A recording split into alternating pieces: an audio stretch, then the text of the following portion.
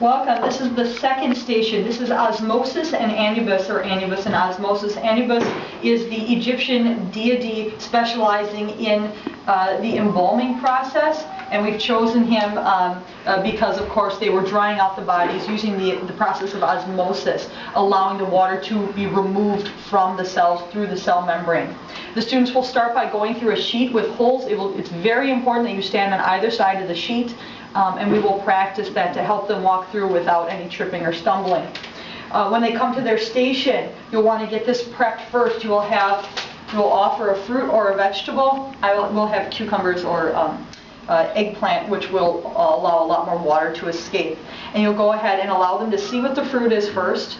And then we'll talk about how everything is made out of cells, the building block of all life. And these cells are filled with water in the cytoplasm. You'll go ahead and prep your vegetable. In this case, I'm going to go ahead and take my pepper and peel some of the skin off of it. I want as much water to be able to leave as possible. You'll be able to just simply slice with yours, but I want them to see the piece whole and then prepared. I'm going to break it into roughly 2 equal pieces. One piece will receive no salt. One piece you will go ahead and use plenty of salt. This is our control. We need something to compare it to. If we know nothing else, we don't know how it will change. Be generous with the salt.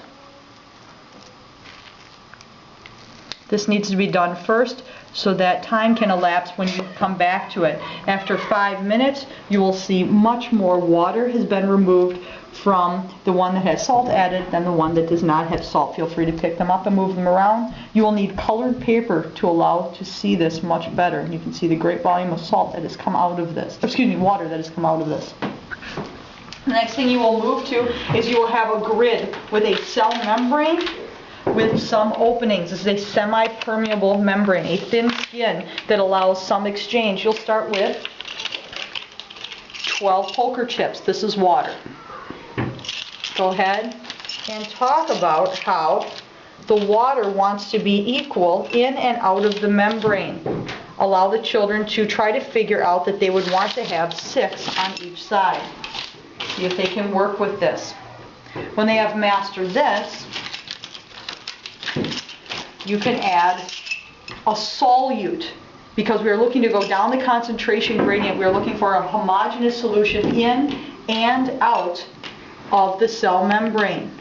Place 10 salt. Now this is not exactly accurate, but for small children we're looking for them to get an understanding. 10 inside the membrane, 2 out, or whatever you decide to be in and out. Now they will have to take the water and try to pair up the water with the salt to make a homogeneous solution, a solution that is the same throughout. Water equal with salt. And this is what allows the water to travel out or in the membrane, so that it's looking for this homogeneous solution or equilibrium within the solution. Our next one that we will be doing is you will have eggs. Now you'll have 4 of these jars. I did throw them away from our previous night because they smelled. You'll start out, you'll have the jars will be completely prepared. You'll start with one that has just an egg in it, and there's paper towel on the bottom so it doesn't break when it gets picked up. These are glass jars. Try to be careful when the children handle them. You will then pretend to pour your vinegar. Glug, glug, glug, glug, glug, glug, glug, glug, glug. Wave your magic wand, Shazam, and you will switch the jars out, whether you keep them to the side or underneath the table, and you will transition to the next jar. The next jar will be clearly labeled vinegar, and the hard shell will be gone from the egg, and it will be expanded. You will then, again with that vinegar jar, show them the very viscous carob syrup. This is a corn syrup. It has a great deal of solute. You'll pretend to pour, glug, glug, glug, glug, glug, glug, glug. Do not pour these, it will make a terrible mess. Glug, glug, glug. Again, wave your magic wand and make sure they understand that you are just pretending so that time can elapse like on a cooking show. Switch out the jars. You will then have your jar with the egg and carob syrup. And you will see, because the solution had a high concentration of sugar, the water wanted to leave the membrane. It wanted to leave the egg, and you are left with a very wrinkled egg inside. It's very important that these jars are not open. The smell is unbearable.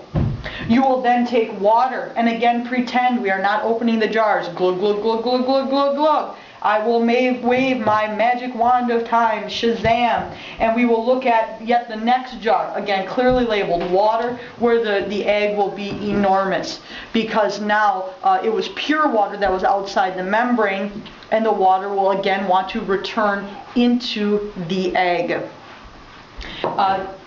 There's one more. I'll do that separate. Okay, that's good for now.